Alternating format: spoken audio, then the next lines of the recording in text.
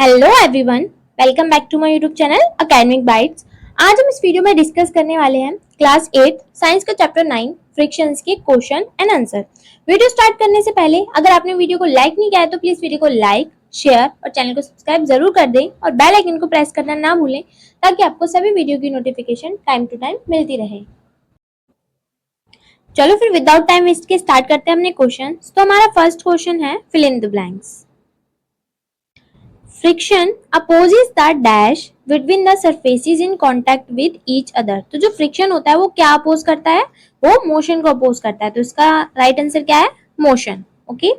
Second है friction depends upon the dash of surfaces. तो friction किस पे डिपेंड करता है? तो फ्रिक्शन जो सरफेस होती है उनके नेचर पे डिपेंड करता है। तो इसका राइट आंसर क्या हो जाएगा? नेचर। थर्ड है फ्रिक्शन प्रोड्यूसेस डैश। तो फ्रिक्शन क्या प्रोड्यूस करता है? फ्रिक्शन हीट प्रोड्यूस करता है। तो इसका राइट आंसर क्या है? Heat. Fourth, sprinkling of powder on the carrom board dash friction. तो जब हम कैरम खेलते हैं तो हम उस पर पाउडर स्प्रिंकल करते हैं, छिड़कते हैं। तो उस ऐसा करने से क्या होता है? फ्रिक्शन कम हो जाता है, यानी कि रिड्यूस हो जाता है। तो इसका करेक्ट आंसर क्या है? रिड्यूसेस। ओके। लास्ट है sliding friction is dash less than the static friction. तो जो स्लाइडिंग फ्रिक्शन होता है वो स्टैटिक फ्रिक्शन से क्या होता है? कम होता है, लेस होता है। तो इसका करेक्ट आंसर क्या है? Less. Okay. Now move to the next question. Four children were asked to arrange forces due to rolling, static, sliding and frictions in decreasing order. The arrangements are given below. Choose the correct arrangement. तो चार बच्चों से बोला गया कि rolling, static और sliding की वजह से जो फ्रिक्शन फोर्स होता है उनको डिक्रीजिंग ऑर्डर में अरेंज करना है। ठीक है। तो फर्स्ट ऑफ ऑल मैं आपको तीनों तरीके के फ्रिक्शन समझा देती हूँ। स्टैटिक फ्रिक्शन क्या होता है? जब भी कोई जो ऑब्जेक्ट होता है वो रेस्ट में होता है, उस पे क्या होता है? स्टैटिक फ्रिक्शन काम कर रहा होता है। और जब कोई एक चीज दूसरी चीज पे स्लाइड कर रही होती है, जैसे आपको इमेज में दिखाई दे रहा है, तो यहाँ पे स्लाइडिंग फ्रिक्शन है। और जब कोई एक ऑब्जेक्ट दूसरे ऑब्जेक्ट पे क्या कर रहा होता है? रोल कर रहा होता है। जैसे बॉल यहाँ पे रोल करिए ना थर्ड इसमें, तो यहाँ पर रोलिंग फ्रिक्शन होता है। तो सबसे ज्यादा फ्रिक्शन फोर्स किस में होता है? तो सबसे ज्यादा स्टैटिक में फोर्स होता है, फिर उससे कम किस में होता है? स्लाइडिंग में, और सबसे कम किस में होता है? रोलिंग में। तो इसका करेक्ट आंसर क्या होगा? Option number C. Decreasing order में अरेंज करना है, तो इसका correct answer option number C. Okay. Move to the next question. Alida runs her toy car on dry marble floor, wet marble floor, newspaper and towel spread on the floor. The force of friction acting on the car on different surfaces in increasing order will be. तो अलीदा अपनी toy car को किस किस पे चला रही है? चार चीजों पे उसने चलाया है। ड्राई मार्बल फ्लोर, यानी कि जो मार्बल फ्लोर है वो सूखा है। सेकंड, वेट मार्बल फ्लोर, गीले मार्बल फ्लोर पे, न्यूज़पेपर पे, और लास्ट में टॉवल पे जो कि फ्लोर पे बिछी हुई है। ठीक है। तो हमें बताना है जो फोर्स ऑफ फ्रिक्शन उस कार पे काम कर रहा है, इंक्रीजिंग ऑर्डर में बताना है कि सबसे कम किस पे है, फिर उससे ज्यादा किस पे, उससे ज्यादा किस पे है। तो सबसे कम फ्रिक्शन फोर्स कहाँ पर लगेगा? वेट मार्बल फ्लोर पे, गीले पे इजीली कार चलने लगेगी ना। और उससे कम किस पे, सॉरी उससे ज्यादा किस पे होगा? ड्राई मार्बल फ्लोर पे। और उससे ज्यादा किस पे होगा? न्यूज़पेपर पे। और सबसे ज्यादा किस पे होगा? टॉवल पे। तो इसका सही ऑर्डर क्या है? किसमें दिया गया है? ऑप्शन नंबर ए में। Okay. Now move to the next question. Suppose your writing desk is tilted a little. A book kept on it starts sliding down. Show the direction of friction force acting on it. तो जो आपका desk होता है ना, जिस पे आप काम कर रहे होते हो, ऐसे जो आपके स्कूल में होते हैं, तो उसको ना हमने हल्का सा टिल्ट कर दिया है, ऐसे टेढ़ा कर दिया है। ठीक है। तो ये जो इसकी सरफेस है, ये सरफेस यहाँ पे ये शो हो रही है। ठीक है। टिल्टेड डेस्क है की सरफेस है आपकी। ओके। तो हमें बताना है जो इस पे बुक रखी है वो स्लाइड करने लगती है, नीचे की तरफ आने लगती है। तो हमें बताना है इस बुक पे जो फ्रिक्शन फोर्स लग रहा है वो किस डायरेक्शन में काम कर रहा है। तो बच्चा आपको हमेशा ध्यान रखना है किसी भी ऑब्जेक्ट पर जो फ्रिक्शन फोर्स की डायरेक्शन होती है वो क्या होती है? तो जैसे कि ये ऑब्जेक्ट है, अब इसका मोशन अगर इस डायरेक्शन में है तो फ्रिक्शन फोर्स जो है वो हमेशा इसके अपोजिट डायरेक्शन में काम करेगा। ओके। अगर ये बुक है, इसका मोशन क्या है? ग्रेविटी के कारण नीचे की तरफ आ रही है ना, तो फ्रिक्शन फोर्स कहाँ काम करेगा? इसके अपोजिट में, यानी कि अपवर्ड डायरेक्शन में काम करेगा। ओके। तो इसका आंसर क्या हो जाएगा? The direction of the friction force on the book is opposite to the direction of its motion. तो फ्रिक्शन फोर्स की डायरेक्शन क्या होगी? तो जिस डायरेक्शन में बुक का मोशन है उसकी अपोजिट डायरेक्शन में होगी, यानी कि अपवर्ड डायरेक्शन में। Okay. Now move to the next question.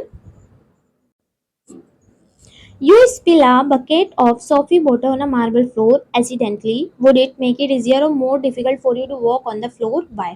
तो क्या हुआ, आपसे गलती से एक साबुन के पानी की जो बाल्टी है वो मार्बल फ्लोर पे गिर गई, तो हमें बताना है कि जब वो पानी उस पे गिर गया तो उस फ्लोर पे चलना और भी ज्यादा आसान हो जाएगा या मुश्किल हो जाएगा, और जो भी उसका आंसर है उसका रीजन भी बताना है कि ऐसा क्यों होगा। ओके, तो इसका आंसर क्या होगा? It becomes difficult to walk on the soapy floor because the force of friction decreases between the ground and the feet when there is a soapy water split on the floor.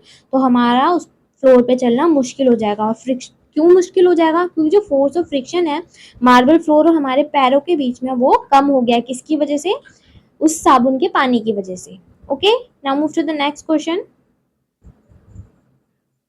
Explain why sportsman use shoes with spikes. तो हमें बताना है जो sportsman होते हैं वो हमेशा जो शूज होते हैं उनके स्पाइक्स के साथ होते हैं, वो वाले शूज वो क्यों यूज करते हैं? स्पाइक्स क्या होते हैं? मतलब कांटे कांटे से होते हैं, जैसे आपको इमेज में दिखाई दे रहा होगा, ये कांटे कांटे से दिखाई दे रहे हैं ना शूज पे, तो इन्हें स्पाइक्स बोला जाता है। तो इस टाइप के जो शूज है वो स्पोर्ट्समैन क्यों यूज करते हैं?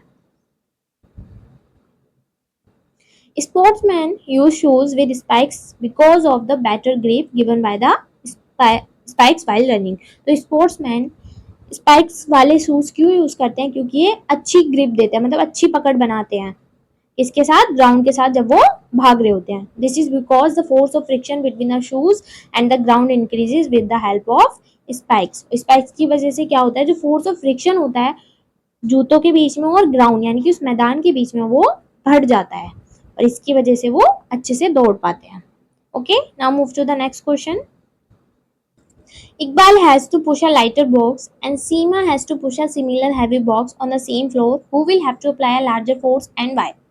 तो इकबाल को एक हल्का बॉक्स को धक्का देना है और सीमा को सेम टाइप के एक लेकिन वो हैवी बॉक्स को धक्का देना है, सेम फ्लोर पे धक्का देना है। तो हमें बताना है किसको ज्यादा फोर्स अप्लाई करना पड़ेगा और उसे ऐसा क्यों करना पड़ेगा, उसका रीजन भी देना है। ठीक है, तो due to interlocking of the irregularities on the two surfaces in contact the force of friction arises. तो फोर्स ऑफ फ्रिक्शन कब आता है? जब दो जो सरफेसेस हैं उनकी जो इरेगुलरिटीज होती है उन दोनों के बीच की वो इंटरलॉक हो जाती है। जैसे कि आपको इमेज में दिखाई दे रहा है, इस टेबल पे एक बुक रखी हुई है, तो ये जो ब्लू वाली पार्ट दिख रहा है आपको ऐसे, तो ये बुक की इरेगुलरिटीज है ब्लू वाले पार्ट में जो है, और जो नीचे ये जो ब्राउन वाला पार्ट है ये टेबल की इरेगुलरिटीज है। तो जब ये कांटेक्ट में आती हैं तो इन दोनों की जो इरेगुलरिटीज है इनकी क्या हो जाती है? इंटरलॉकिंग हो जाती है, वो फोर्स ऑफ फ्रिक्शन आ जाता है इन दोनों के बीच में। Okay, on the floor when a heavy object is placed the interlocking of irregularities on the surface of the box and floor become strong। तो जब कोई हैवी चीज हम किसी उस पर रख देंगे सरफेस पे तो उन दोनों की जो इंटरलॉकिंग होगी ना इरेगुलरिटीज की वो बहुत ही ज्यादा हाई हो जाएगी, क्योंकि वो चीज भी हैवी है ना, तो बहुत ही ज्यादा स्ट्रॉन्ग बॉन्ड बन जाएगा उन दोनों के बीच में।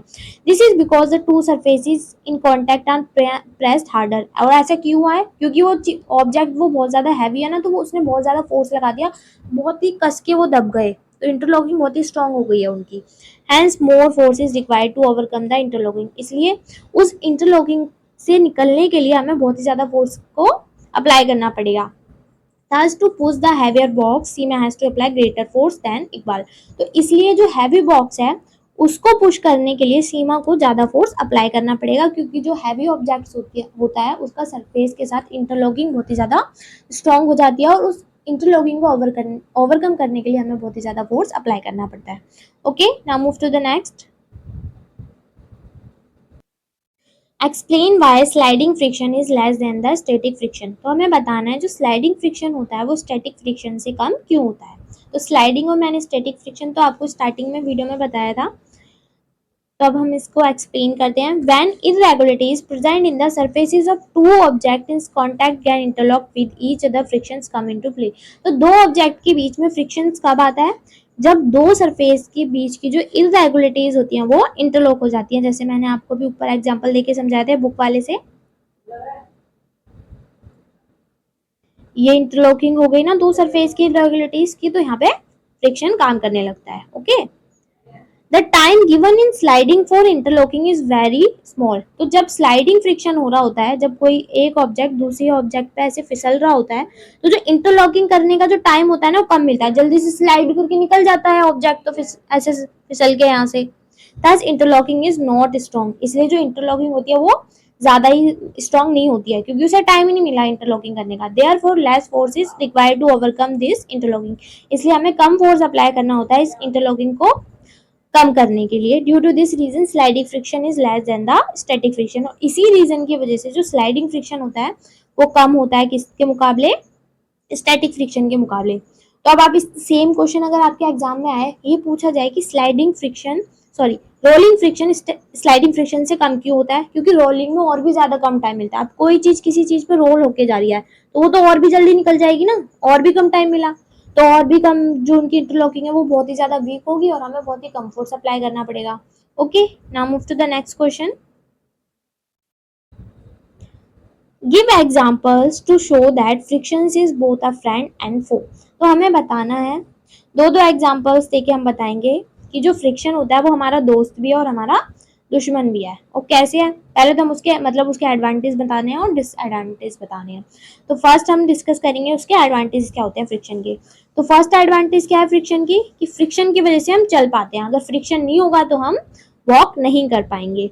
और हम चल कैसे पाते हैं, क्योंकि जब हम ग्राउंड पे चल रहे होते हैं तो हमने आप अपने पैरों से क्या करते हैं, ग्राउंड को पीछे की तरफ धकेलते हैं और जो ग्राउंड होता है वो हमें आगे की तरफ पुश करता है और इसलिए हम चल पाते हैं। ओके, सेकेंड एडवांटेज क्या है, we are able to write because of the friction between the tip of the pen and the paper.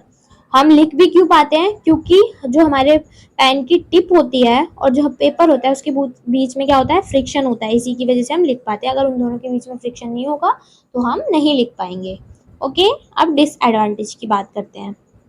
तो फर्स्ट डिसएडवांटेज क्या है, because of friction the tyres and soles of shoes wear out. Friction की वजह से क्या होता है, जो हमारे शूज के सोल्स होते हैं वो जल्दी से खराब हो जाते हैं, टायर्स भी खराब हो जाते हैं। ये सब किसकी वजह होता है, फ्रिक्शन की वजह से होता है।